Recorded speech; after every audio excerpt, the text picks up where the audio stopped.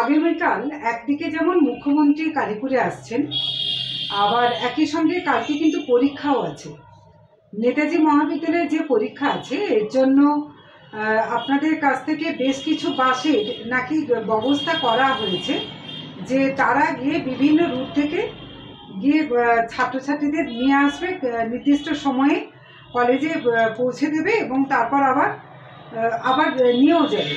কিন্তু সেক্ষেত্রে ছাত্রছাত্রীদের পক্ষে যে সমস্যাটা তৈরি হচ্ছে, এমনকি আমি যেটা শুনছিলাম অনেক বাসের ক্ষেত্রেও, আপনাদের যে বাসগুলোকে ঠিক করা হয়েছে সেই বাসগুলো কিন্তু যে যে রুট থেকে নিয়ে আসবে সেই রুটেরই বাস নয়। তার ফলে এমন হবে না তো যে 7:30টার সময় যে বাসগুলো যাওয়ার কথা তারা রুট চিনতেই, রাস্তায় বেরিয়ে রুট চিনতেই তাদের সমস্যা হবে। এমনকি নির্দিষ্ট সময়ে ছাত্রছাত্রীদের তারা পরীক্ষা কেন্দ্রে নিয়ে আসতে পারবেন কিনা, এটা নিয়ে যে ছাত্রছাত্রীদের মধ্যে, তাদের অভিভাবকদের মধ্যে একটা দুশ্চিন্তা তৈরি হয়েছে। এটা নিয়ে কি বলবেন আপনি? বলি, আমাদের যে পরীক্ষার্থী কালকে আসবে, আমাদের গাড়িগুলো আজ থেকে রাত্রি লাগিয়ে দিতে হবে। যে যেখান থেকে গাড়িগুলো যে পয়েন্ট থেকে ছাড়বে সেই স্টিকার লাগানো থাকবে, এক্সামিনেশন নেতাজি মহাবিদ্যালয়। আমার বিভিন্ন 40খানা গাড়ি নিয়ে আছে শুধু এক্সাম ছাত্রদিকে আনার জন্য। আমাদেরকে আজকে রাত্রি সেই গাড়িগুলো লাগিয়ে দিতে হবে। এসডি অফিস থেকে আমাদের এআরটি অফিসাররাও বলে দিয়েছেন এবং স্টিকার ওরা লাগিয়ে দেবেন, ফিউল দিয়ে দেবেন। গাড়ি নির্দিষ্ট টাইমে ওখানে যেতে হবে, ওইখান থেকে গাড়ি ছেড়ে আসতে হবে মেন বাস স্ট্যান্ডে মারছি। যেমন আমার প্রথমেই আমাকে যে গাড়িগুলো লিস্ট দিয়েছেন, কতুলপুর একটা আছে, রামজীবনপুর আছে, বদনগঞ্জ আছে, জয়রামবাটি আছে। এখানে থেকে আমাদের নেতাজি মহাবিদ্যালয়ের প্রিন্সিপাল এগুলো বলেছে। আচ্ছা, তারপরে তো হচ্ছে আপনার কামারপুকুর আছে, বৈতল আছে, বালিদানগঞ্জ আছে, বন্দর আছে, তারকেশ্বর আছে, মলয়পুর আছে, তিরোল আছে, বর্ধমান স্টেশন আছে। বর্ধমান থেকে যে ছাত্ররা আসবে নেতাজি মহাবিদ্যালয়, সেইখানে স্টিকার লাগানো থাকবে নেতাজি মহাবিদ্যালয় আরামবাগ বলে। ছাত্ররা ওইখান থেকে যে যে ছাত্র উঠতে চাইবে নিয়ে আসবে, কারণ পরীক্ষাটার একটা টাইম আছে। অতএব গাড়িগুলো আমাদেরকে রাত্রিবেলায় ওখানেতে পয়েন্টে লাগিয়ে দিতে হবে। সেই রকমই কথা হয়েছে। এআরটি সাহেব এইমাত্র আমাকে বললেন, আমি গেছিলাম ওখানে। আজকে রাত্রে সে বাসগুলো বেরিয়ে যাচ্ছে, সকালে গিয়ে রাস্তা চিনতে যে যেসব আমাদের লোকাল গাড়ি, তো অতএব যেগুলো বলেছে সেইগুলোর কোনো অসুবিধা নেই। এছাড়াও 4খানা গাড়ি এমনি শুধু ছাত্রদের জন্য স্পেশাল রিজার্ভ থাকছে। মানে ওইগুলো স্ট্যান্ড বাই থাকছে। কোনো গাড়ি বাই চান্স যদি কোনো রকম কোনো ইয়ে হয়, সঙ্গে সঙ্গে সেই গাড়িকে পাঠিয়ে দেওয়া হচ্ছে। এ গেল দ্বিতীয়। আর তৃতীয় হচ্ছে আরামবাগ বয়েজ স্কুলের, Arambagh boys school plus Jayrampur. আমাদের এইখানে যে গাড়িগুলো লাগানো থাকবে জুলি পার্ক মাঠে, সেও ধরুন 24খানা গাড়ি লাগানো থাকবে। বয়েজ স্কুলের স্টুডেন্ট প্লাস এইখানে যেসব আরও স্টুডেন্ট আসবেন ওই গাড়িতে যাবেন। সেই গাড়িগুলো রাত্রিও লাগানো থাকবে, নাহলে ভোর 4টার সময় লাগানো থাকবে। অত সকাল তো যেমন বয়েজ স্কুলের ছেলেরা সামান্য কালীপুর যাবে, নিশ্চয়ই ভোরবেলা যাবে না, তাদেরকে টিফিন আরামবাগ বয়েজ স্কুল থেকে করিয়ে ছাড়বেন।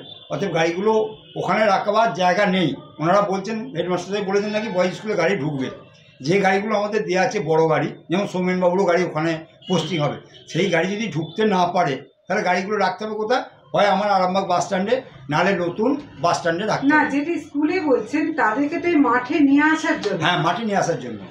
কিন্তু আমার এই মুহূর্তে দরকার, আগে আমি ওইটা নিয়ে জানছি, তার আগে দরকার পরীক্ষার জন্য ছাত্রছাত্রীদের কোনো রকম অসুবিধা হবে না তো? না, কোনো রকম না। আমার এনাফ গাড়ি দেওয়া আছে, এনাফ গাড়ি দিয়ে আছে। গাড়ি পরীক্ষার জন্য স্পেশাল করে 40খানা গাড়ি দিয়ে আছে। নির্দিষ্ট কেন্দ্রে ঠিক টাইমে একবার ঠিক টাইমে। এটা কি ছাত্রছাত্রীদেরও ওয়াকিবহাল করা হয়েছে? হ্যাঁ, প্রিন্সিপাল বা হেডমাস্টার স্যাররা সেরকমই নির্দেশ দিয়ে দিয়েছে এবং আমাদের সঙ্গে সেটাই কথা হয়েছে যে গাড়িগুলো যেন স্টিকার লাগিয়ে সেগুলো যেন একদম রেডি করে রেখে দেয় এবং তার তেল ফেল নিয়ে।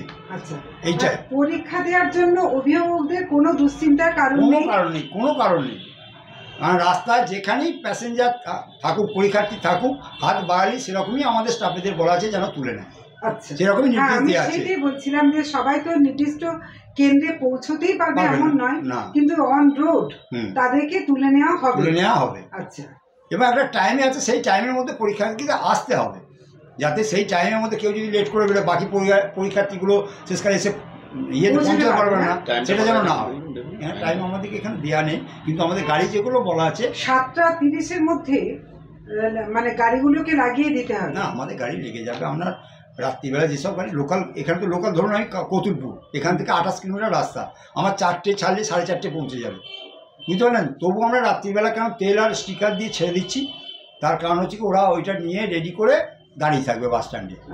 এবার যেরকম পরীক্ষার্থী আসবে ওরা নিয়ে আসবে, যে এই নয় যে এখান থেকে সকালবেলা 7টায় ছেড়ে যাবে, তা হবে না, সেরকমই আমাদের নির্দেশ দেওয়া আছে। আচ্ছা, আর আপনারা যেটা বলছেন যে স্কুলে স্কুলে যে বাসগুলো যাবে, গিয়ে ছাত্রদের নিয়ে আসবে, ছাত্রছাত্রীদের নিয়ে তারা পরীক্ষা কেন্দ্রে গেল না, পরীক্ষা কেন্দ্র তো হলো সভা, যেখানে মুখ্যমন্ত্রীর সভা হবে সেখানে যে যাবে, সেজন্য কি ব্যবস্থা আপনারা? না, সেখান থেকে ওই ছাত্রদেরকে আবার সেই স্কুলে পৌঁছে দেওয়ারও দায়িত্ব আমাদের থাকবে।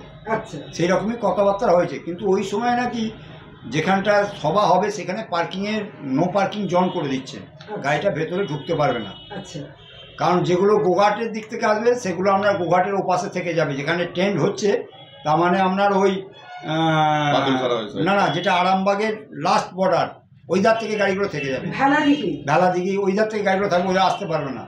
আবার যদি বদরগঞ্জ থেকে গাড়িগুলো আসে, যদি এখানকে আসতে হয় নেতাজি মহাবিদ্যালয়কে, তাহলে আমাকে বিগদাস পাওয়ার হাউসের ওইটা দিয়ে হয়ে আসতে হবে, যেহেতু নো এন্ট্রি থাকে। এবার প্রিন্সিপাল যদি নো এন্ট্রি ছাড় করতে পারেন পরীক্ষার্থীদের জন্য, তাহলে গাড়ি আসবে, নাহলে ওইটাতে ঘুরিয়ে আসবে, মানে ওই বিগদাস বলরামপুর হয়ে ওই পাড়া হাউসে ভাদুর মোড়ে উঠবে না। এটা তো গেল পরীক্ষার্থীদের জন্য, এটা গেল। আর যেটা আপনারা যেটা মুখ্যমন্ত্রীর সভায় যাদেরকে নিয়ে আসবেন, যে সমস্ত স্টুডেন্টদেরকে, তাদের জন্য স্কুলে টিফিনের ব্যবস্থা থাকবে এবং তারপর বাসে করে নিয়ে আসাবে।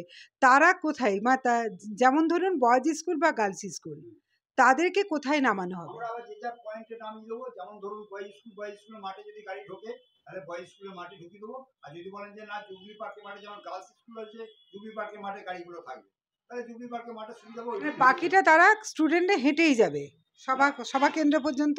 না, যেহেতু ওখানে কালীপুর মোড়ে তো যেহেতু গাড়িগুলো যাচ্ছে, আর তো গাড়ি ওখানে ঢুকতে দেবে না, ওইখান থেকে ওইটুকু সভাকক্ষে হেঁটে যেতে হবে, একটুখানি রাস্তা। এর জন্য কতগুলো বাস শুধু এই স্টুডেন্টদের আনার জন্য ব্যবহার হচ্ছে? 24খানা।